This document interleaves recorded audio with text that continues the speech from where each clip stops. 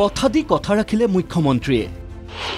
কাগজকলৰ কৰ্মচাৰীৰ দীৰ্ঘদিনীয়া অপেক্ষাৰ অন্ত জাগিৰোড আৰু 5 গ্ৰাম কাগজকলৰ কৰ্মচাৰীক সাহায্য প্ৰদান চৰকাৰৰ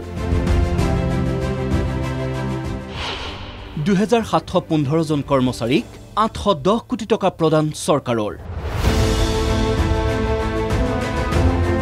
শ্ৰীমন্ত শংকৰদেৱ কলাক্ষেত্ৰৰ প্ৰেক্ষাগৃহত অনুষ্ঠিত আড়ম্বৰপূৰ্ণ অনুষ্ঠানত কাগজকলৰ কৰ্মচাৰীক সাহায্য প্ৰদান মুখ্যমন্ত্ৰী হিমন্ত বিশ্ব শৰ্মাৰ এই অনুষ্ঠানতে কাগজকল দুটা বন্ধ হোৱাৰ দিনটোলৈ কৰ্মচাৰীসকলক দৰমহা প্ৰদানৰ ঘোষণা মুখ্যমন্ত্ৰীৰ ইফালে কৰ্মচাৰীসকলৰ চিকিৎসা তথা অন্যান্য সুবিধাৰ বাবে 25 কোটি টকাৰে এক ট্ৰাষ্ট গঠনৰো ঘোষণা মুখ্যমন্ত্ৰীৰ প্ৰতিশ্ৰুতি অনুসৰি মুঠ 64 জন কাগজকলৰ কৰ্মচাৰীক বিত্ত আৰু উদ্যোগ বিভাগত নিযুক্তি জাগিৰোড পেপাৰ মিল আৰু কাছাৰ পেপাৰ মিলৰ কৰ্মচাৰীসকলৰ যি পাবলগীয়া দৰমহা আছিল পেনশন আছিল গ্ৰেচুইটি আছিল এই আটাইবোৰ আজি আমি আনুষ্ঠানিকভাৱে উভতাই দিছোঁ কৰ্মচাৰীসকলে ভৱিষ্যতেও যাতে এটা সামাজিক সুৰক্ষা পাব পাৰে তাৰ বাবে আমি 25 কোটি টকা ব্যয়েৰে এটা ন্যাস গঠনৰ সিদ্ধান্ত লৈছোঁ অসমৰ উদ্যোগীকৰণৰ ক্ষেত্ৰত আশাৰ বতৰা আছিল এই কাগজকল দুটা সেই কথা উল্লেখ কৰি কাগজকল দুটাৰ অপমৃত্যুৰ বাবে মেনেজমেণ্টকে জগৰীয়া কৰিলে মুখ্যমন্ত্ৰীয়ে সময় থাকোঁতেই মেনেজমেণ্টে ব্যৱস্থা লোৱা হ'লে আজি কৰ্মচাৰীসকলক দিয়া ধনেৰে হাস্পতাল শিক্ষানুষ্ঠান নিৰ্মাণ হ'লহেঁতেন বুলিও ক্ষোভ জাৰে মুখ্যমন্ত্ৰীয়ে লগতে এতিয়া কোনো চৰকাৰী বা ৰাজহুৱা অনুষ্ঠানত ঘূনে ধৰাৰ উমান পালেই চৰকাৰক জনাবলৈকো সকলোকে আহ্বান মুখ্যমন্ত্ৰী হিমন্ত বিশ্ব শৰ্মাৰ এই পেপাৰ মিলৰ যিসকল মেনেজমেণ্টত বিষয়া কৰ্মচাৰী আছিল তেওঁলোকে আমাৰ জাতিটোক এটা ভীষণ ক্ষতি কৰি থৈ গৈছিলে আৰু কৰবাত যদি মোৰ কথা তেওঁলোকে শুনে তেতিয়াহ'লে আমি তেওঁলোকক অসমৰ ৰাইজৰ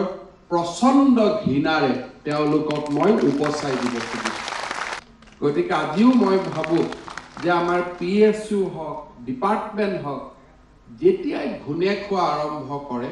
কৰ্মচাৰীসকল ভিতৰত থাকে তেওঁলোকে জানেই চব কথা কোনোবা এজনে সাহস কৰি হ'লেও বাহিৰত ওলাই আহি সঁচা কথা ক'ব লাগে কাগজকল দুটাৰ কৰ্মচাৰীসকলক শীঘ্ৰে আৱাসসমূহ এৰি দিবলৈ আহ্বান জনাই ৰাজধানী সম্প্ৰসাৰণৰ ঘোষণা মুখ্যমন্ত্ৰীৰ ৰাজধানী সম্প্ৰসাৰণ কৰাৰ ক্ষেত্ৰত ব্যৱহাৰ হ'ব জাগিৰোড কাগজকলৰ ভূমি জনতা ভৱন বিধানসভা গুৱাহাটীৰ বাহিৰলৈ নিয়াৰ চিন্তা চৰকাৰৰ জাগিৰোড কাগজকলৰ ভূমিত হ'ব বিধানসভা জাগিৰোডৰ পৰা পলাশবাৰীলৈকে সম্প্ৰসাৰণ হ'ব ৰাজধানীৰ দুই দিশে গুৱাহাটীৰ পৰা হ'ব 8 লেনযুক্ত এটা পথ 10 বছৰৰ ভিতৰত এই পৰিকল্পনা সম্পূৰ্ণ কৰাৰ ঘোষণা মুখ্যমন্ত্ৰীৰ কাছাৰ কাগজকল পুনৰ উজ্জীৱিত কৰাৰ পদক্ষেপ ল'ব চৰকাৰে জাগিৰোড পেপাৰ মিলৰ যিটো চৌহদ সেই চৌহদলৈ ৰাজধানী আমাৰ ৰাজ্যৰ ৰাজধানী ক্ষেত্ৰ সম্প্ৰসাৰিত হ'ব জাগিৰোডৰ পৰা গুৱাহাটীলৈ 8 লেনযুক্ত ৰাস্তা এটা আমি বনাব খুজিছোঁ যাৰ জৰিয়তে গুৱাহাটীক জাগিৰোড ৰহালৈকে সম্প্ৰসাৰণ কৰিব আৰু পলাশবাৰীলৈকেও ৰাজ্যৰ ৰাজধানী ক্ষেত্ৰ আমি ফিজিকেলি সম্প্ৰসাৰণ কৰিব খুজিছোঁ কৰবাত হয়তো বিধানসভা যাব কৰবাত হয়তো সচিবালয় যাব সময়ৰ লগত ছিংগাপুৰ চৰকাৰৰ লগত যি আমাৰ কেপিটেল টেৰিটৰীৰ কাৰণে যি মাষ্টাৰ প্লেন বনোৱাৰ কাৰণে আমাৰ বুজাবুজি হৈছে তাতে এই গোটেই দিশবিলাক সামৰি ল'ব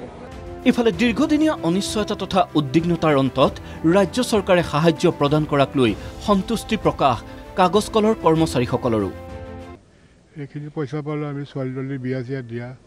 সেইখিনি কৰিব পাৰিম আমাক এটা সকাহ দিম বুলি কৈছে ৰিলিফ পেকেজ গতিকে তেখেতক আমি সেইকাৰণে বাৰে বাৰে ধন্যবাদ দি আছোঁ আৰু তেখেতে কথা কোৱা মতে আমাক গোটেইখিনি ৰিলিজ কৰি দিলে আমি বেছি সুখী হ'ম লক্ষ্য গোহাঁইৰ ৰিপৰ্ট NKTV